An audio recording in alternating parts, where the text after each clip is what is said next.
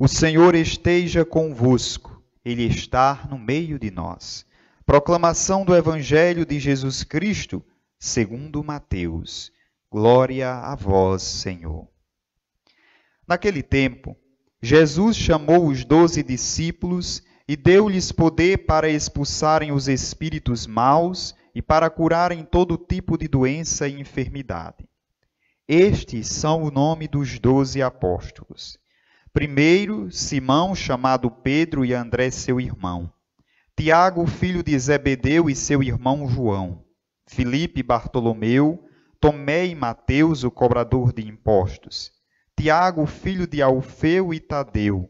Simão, o zelota, e Judas Iscariotes, que foi o traidor de Jesus. Jesus enviou estes 12 com as seguintes recomendações: não deveis ir aonde moram os pagãos, nem entrar nas cidades dos samaritanos. Ide antes as ovelhas perdidas da casa de Israel. Em vosso caminho anunciai, o reino dos céus está próximo. Palavra da salvação, glória a vós, Senhor. Amados irmãos e irmãs que nos acompanham pelas redes sociais, pelas rádios Esperança FM e Obelisco FM. Sou o Padre Antoniel, aqui da paróquia de São Sebastião de Encanto.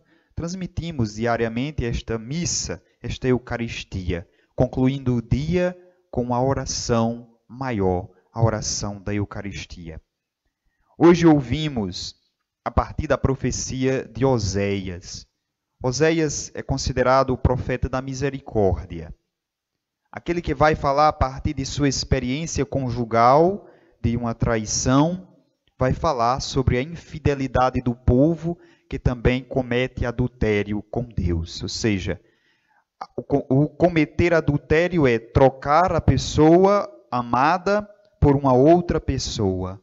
O adultério do povo para com Deus é esse: trocar Deus, deixar Deus por outros deuses.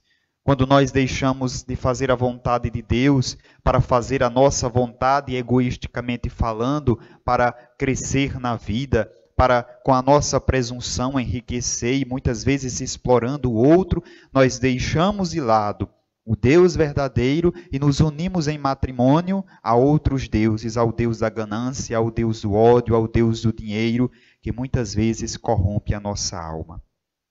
E hoje, Oséias apresenta com clareza Israel, o reino do norte, e Samaria, que por um momento tinham as suas vinhas, viviam tal, mas sempre recorriam aos ídolos e abandonavam o Senhor. Tanto que ele inicia a leitura de hoje: Israel era uma vinha exuberante e dava frutos para seu consumo, na medida de sua produção, erguia numerosos altares. Se olhamos a história de Israel, esses altares chamavam-se de lugares altos. A Samaria, Gilgal e outros lugares altos que se criavam para a adoração aos ídolos. Na medida da fertilidade da terra, embelezavam seus ídolos. Com o coração dividido, deve agora receber o castigo. Ou seja, o papel do profeta foi sempre esse de anunciar, e o anúncio era sempre uma denúncia. Mas é sempre importante perceber que o papel profético não é só de denunciar, de dizer que o outro está errado, de dizer que o outro não está fazendo o que é certo. Mas o profeta verdadeiro é aquele que aponta uma saída. É o que nós ouvimos Oséias hoje, quase no finalzinho da leitura, ele dizer: semeai justiça entre vós e colhereis amor. Desbravai uma roça nova. É tempo de procurar o Senhor até que Ele venha e derrame a justiça em vós. Não esqueçamos desta frase. É sempre bom quando a gente escuta a palavra de Deus. Nós nunca conseguimos decorar tudo o que nós lemos. Mas se nós fixamos uma leitura, se nós fixamos um versículo, já é o suficiente. Como seria bom se no final da missa de hoje, todos vocês colocassem nas redes sociais esta passagem de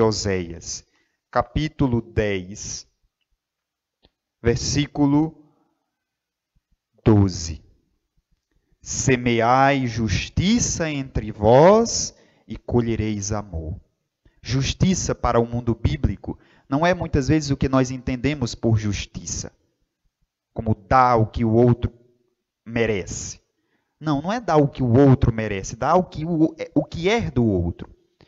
A palavra justiça em hebraico significa tzedaká. Tzedaká significa tornar justo, ajustar. Então, é colocar no lugar aquilo que não está.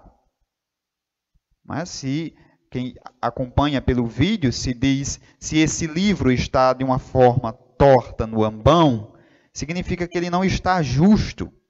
Para que ele fique no lugar dele, eu preciso endireitá-lo em seu lugar. Portanto, pôr no lugar, colocar no lugar. Justiça para a Bíblia significa isso. Dar ao outro aquilo que é dele, que é de seu direito. Então, quando nós semeamos essa justiça, esse dar ao outro aquilo que é dele, que eu não posso tirar, que eu não posso deter para mim, eu vou colher o amor. Ao contrário, eu vou colher a indiferença, o ódio. Infelizmente, nós percebemos que cada vez mais a sociedade se torna injusta. Injusta por quê? Porque tira do pobre, tira o direito do pobre, tira o direito daqueles que já não têm mais quase nem direito de viver, egoisticamente é tirado para suprir uma necessidade pessoal de poder. Isso nós encontramos nas classes empresariais, quando o patrão explora o seu funcionário. Nós encontramos dentro de nossas casas, quando eu tenho uma funcionária ou um funcionário eu exploro. E nós temos dentro do meio social, público, político também. Nós colocamos governantes para nos representar, para garantir o nosso direito e não tirar o nosso direito. Nós colocamos uma determinada pessoa num cargo político para lutar pelo meu direito de viver, pelo meu direito de subsistência, pela minha dignidade, e não para que ele tire ao seu bel prazer. Infelizmente, nós olhamos e nós percebemos que a classe política cada vez mais se torna apodrecida, porque deixa de pensar no seu bem comum, no bem comum da sociedade. A Rerum Novarum, que é a primeira encíclica de Leão XIII, a encíclica para a doutrina social da igreja, que vai falar sobre a política como um direito, como um bem comum. Quando o político, representante público, quando o governante, quando o presidente deixa de pensar no todo e passa a pensar no seu grupo, na sua pessoa, no seu partido, ele deixa de praticar o direito e a justiça e inicia a praticar a corrupção. Inicia a praticar aquilo que é injusto.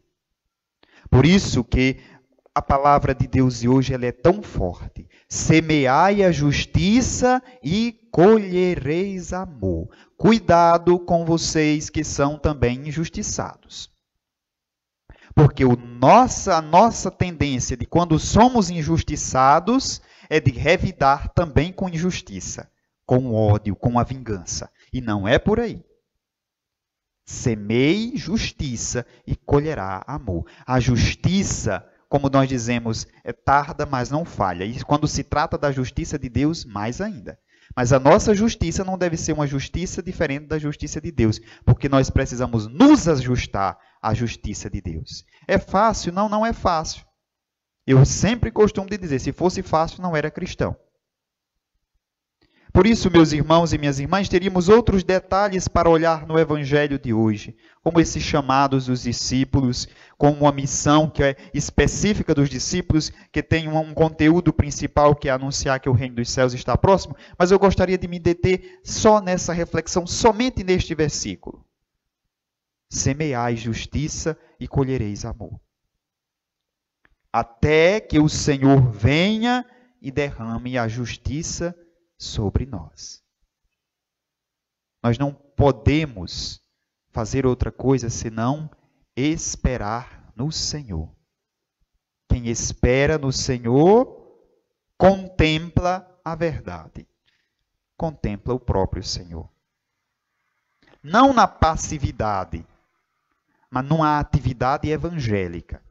E a atividade evangélica é semear justiça para colher amor. Louvado seja nosso Senhor Jesus Cristo, para sempre seja louvado.